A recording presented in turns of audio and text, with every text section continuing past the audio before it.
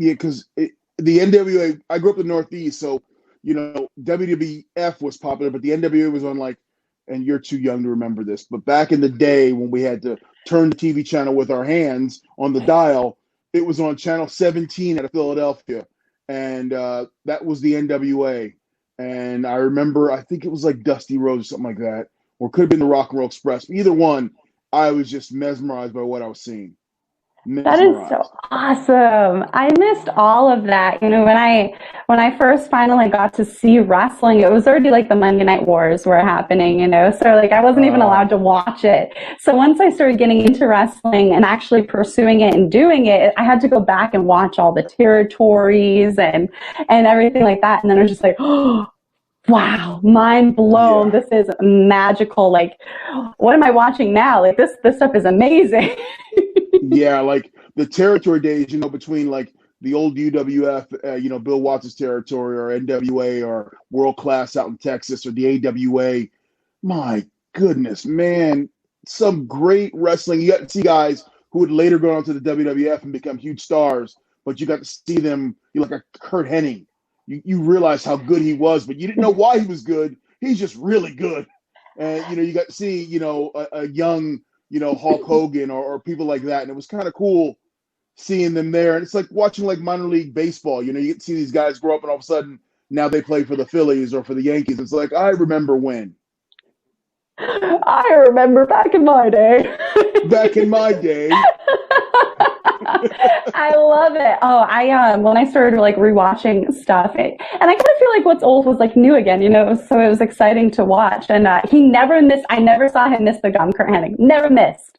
Never. No. Loved it. He would just go.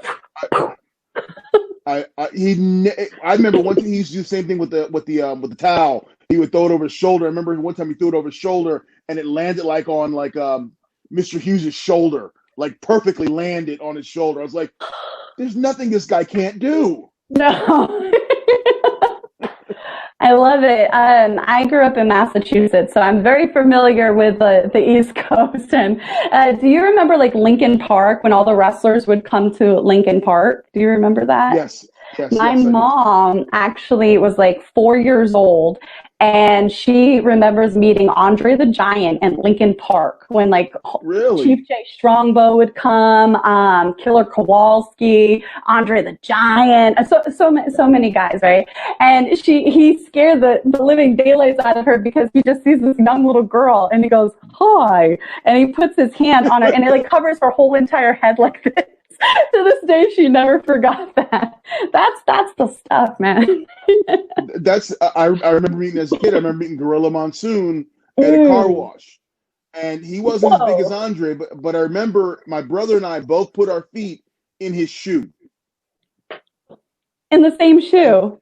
In the same shoe. And it's like, wow, he's huge. That is so cool. Now, and then fast forward and you can. I always ask this question: what made you fall in love with wrestling? Oh man, it before I even truly understood what the business was, there were so many aspects of everything that I ever wanted to do with my life, and it was in wrestling. I always knew that I wanted to be an actress like Bette Davis. Always knew. I fell in love with her, and I fell in love with old Hollywood films when I was a young kid. I grew up watching like H.R. Puffin stuff with Mama Cass Elliot and Billy Hayes and Jack Wilde. Like that was the kind of like childhood I had, even though it was like outdated when I came along. And I always knew I wanted to travel, and I loved to read. I always loved like Stephen King and all these different books when I was a kid. So I always knew I wanted to be a writer. I loved public speaking. I taught it in college and stuff. And then I always was into sports. I was a tomboy. I wasn't allowed to wear makeup, so I played sports and martial arts and all that. And I was like, that's pro wrestling. And I remember, like you, I was flipping through the channels one day. It was my first real memory, because I had to sneak little bits and pieces, because I wasn't allowed to watch it. And I remember one day it was Christmas Eve, and I'm flipping through the channels. I'm in my 70s bunk beds, and I'm supposed to be asleep. Santa's coming. And all of a sudden, I stop on this channel, and I hear a din-din. Dun, dun, dun, dun. And then there's this big giant Titantron, and there's this countdown going, and The Rock is in the ring. PO'd to the max. And all of a sudden, it's like the debut of Chris Jericho. And I remember him saying, "I'm here to save the WWF." And then I remember The Rock shaking his head like this in the microphone like he did. And he's like, "Who said the WWF needs saving?"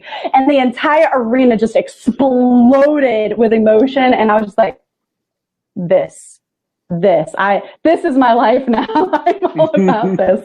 This is what I'm going to do. And like you, I was like, okay, Taylor, yep, it's a phase. She'll grow out of it. Yeah, no. No. I'm still in this wonderful world now. Yes, completely.